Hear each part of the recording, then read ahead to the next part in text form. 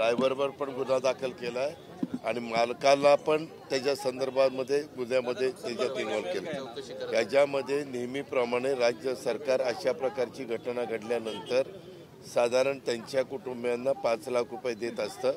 लहान मुलं असलं तर त्याची त्या ठिकाणी रक्कम वेगळी करत असते। पण मी आजच मुख्यमंत्री एका कामाच्या निमित्तानं पुण्यात आलेले आहेत।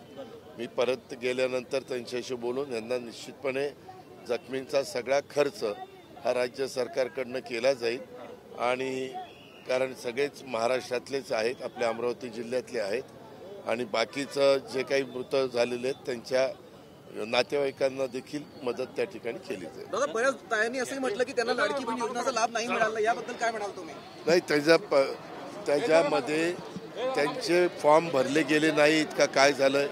कारण आज 2.25 कोटीपेक्षा जास्त महिलांना आपण लाडली बहिणीचा फायदा देतो, हे कशामुळे राहिलेत ह्याची माहिती तिथल्या जिल्हाधिकाऱ्याला सांगून त्यांच्याकडनं घेतली जाईल। त्यांचा एक कोण नेता आहे मतीन शंकरराव भोसले, ते काहीतरी येणार आहेत, त्यांचा नंबर आहे इथं, ते आल्यानंतर मी त्यांच्याशी कॉन्टॅक्ट करतो। त्यांनी काही मागण्या केलेल्या आहेत, त्या संदर्भामध्ये देखील उद्या मंत्रालयामध्ये बसून ज्या सूचना द्यायच्या त्या देतो।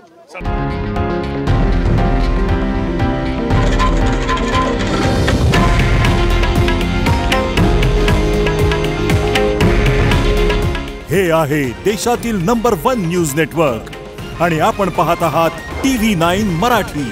काळजी तुमची, हित महाराष्ट्राचं।